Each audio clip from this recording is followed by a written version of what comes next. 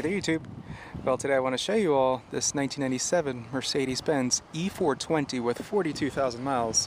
This generation is known as the W210, which ran from 96 to 03. It literally does have a V8 under the hood.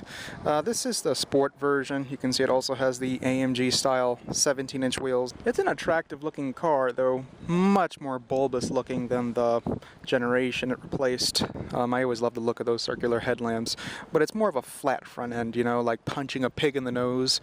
That's the thing that comes to mind.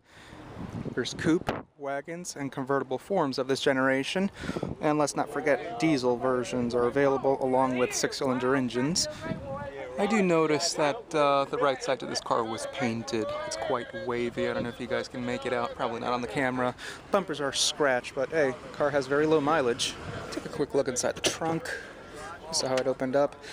Yeah, the backrest doesn't fold, so you have to make do with this trunk, but hey, it's massive. Little light right there to the side, and little pockets for storage on each end.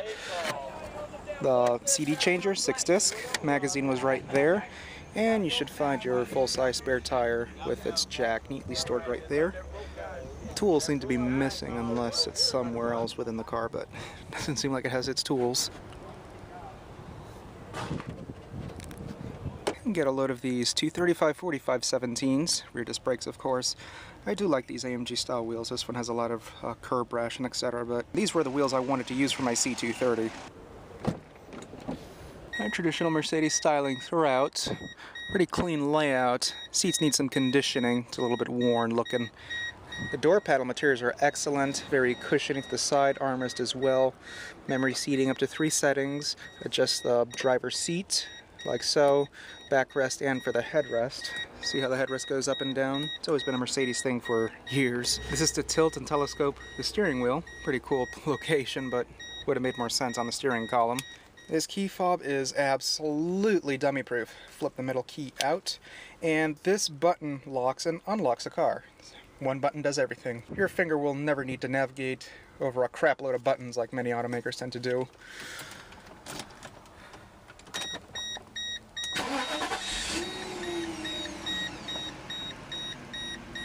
Alrighty, let me show you throughout this car. Everything is so straightforward, very familiar to my C-Class. Of course, the interior design is somewhat different. Materials throughout this interior are excellent, and comfort also spot on. I mean, I feel right at home right here. Yeah, lots of legroom. Additionally, with the fact that my legs are nicely supported here. You can check out the passenger seat. Backrest hugs your back nicely. You can see how the sides on the backrest are nicely bolstered. Bottom section also moved away from traditional Mercedes comfort. It's actually supportive and comfortable. It's a very soft seat. Mercedes had a tradition of making hard, flat, and uncomfortable seats. I have no idea why, but they began moving away from that in this generation E-Class. And let me repeat again, the interior quality was pretty good. Dashboard is soft to the touch. This generation E-Class had an issue with its dashboard cracking, especially up here towards the airbag area. This one may be on its early stages. You can make out a small little crack right there as well. So yeah, this one is not going to last too long. Anyways, check out the glove box over here. An average size. You have some little cup holder rests like so. Not the most recommended place if this car is in motion. This is to tumble the headrests in the back seat. Someone would have to lift up the headrest, and when the driver doesn't want the headrests up anymore, you just push this button to tumble them. Door locks, hazards, dual zone automatic climate control, the radio with its cassette. This car has the Bose audio system. There's also a 6-disc CD changer in the trunk. And what is this over here? I think this is to work the CD changer. A little tiny cubby right there. Ashtray. Yeah, this car was a non-smoker. Bravo, previous owner. To pop out this ashtray, just push this button over here, and you saw how the thing just pops right out. So it'll make it a lot more easier for you to clean. This car utilizes a 5-speed automatic. There's no manual shift mode. That wasn't available then. I think this was the first year for the 5-speed automatic in this car. You can see how it is the winter mode. Somebody left it on winter mode right now. It's supposed to make the car take off in second gear, help prevent wheel slippage in snowy conditions. This is how you'd want to use it. It'll take off normally. This is traction control. All 4 windows have auto down functions, window lock, this latch the trunk, power mirrors. You have to rotate it to each side, but the button is missing. And cup holders, a very crappy cup holder. This one is broken. You can see right there the entire assembly is a disaster area. It's supposed to pop out and flip like so. That's how it's supposed to work. Piece of crap nonetheless. Even the lid doesn't want to close now. The center console seems to be chilled. There's some vents in there. And you have another upper little console right there for your car phone, which doesn't work anymore. It's an analog setup. You may be able to dial 911, I'm not sure. Those of you who have one of these cars can dial 911 to find out. The steering wheel's nicely thick. It's leather wrapped. The wipers, this car has the monoblade wiper. It's so awesome. Mercedes did that for many years. The cruise control lever. And what the hell happened here? Ooh, the clips are broken to this cover. Yeah. Anyways, to tilt and telescope the steering wheel, there's no latch on the side. As I mentioned earlier, it's this switch over here. Very odd location. You move the switch up and down for it to tilt, and back and forth for it to telescope. Clock adjustments over here, trip computer on this other side. Panel dim function are these two little tiny buttons right there. The headlamps, pull for fogs.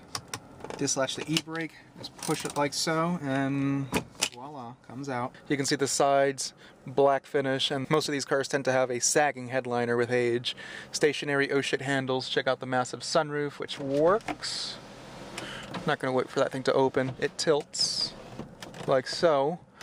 And of course the reading lights, dome light, and for the rear dome light. Sun visor is nicely thick, very sturdy. Mirror and vanity light. Rear view mirror dims. You can check out the little sensor right there. And of course on the driver's side, mirror and vanity light, but it seems like the vanity light isn't working. The HomeLink garage door opener. Back seat, not too bad of a place to be. Yeah, check out the armrest over here. Pops out. And you should have a cup holder. This is actually one of the best cup holders that they could ever come up with. Has to be in the back seat. Unfortunately, the front passengers can never have that luxury. Notice what it indicates. There's actually a first aid kit hidden inside the armrest. So just pull it out a little bit more. You have to add some more effort, and voila.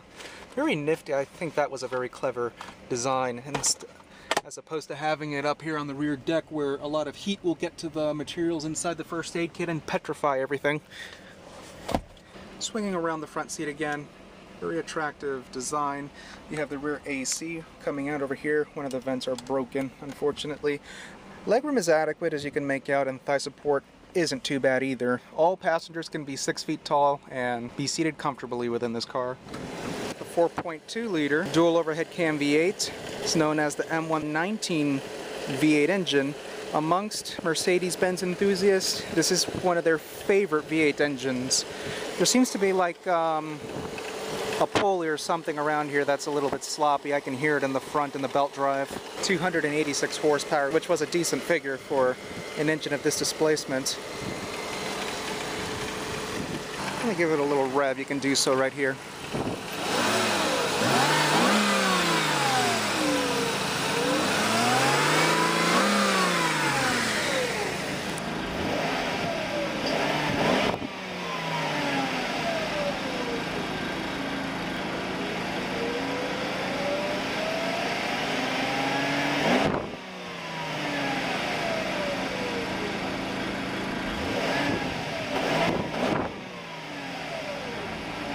Such a rev-happy engine.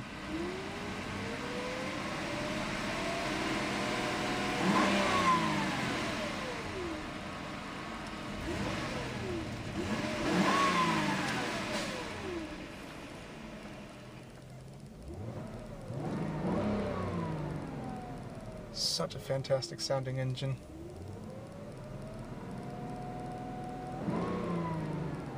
I love it. Anyways, YouTube, I just wanted to show you all this generation of E-Class. This is actually the very first tour that I've ever done of one. And yeah, I am fulfilling my quest in touring Benz. So, anyways, guys, thanks for watching, and as always, I hope you guys enjoyed this tour.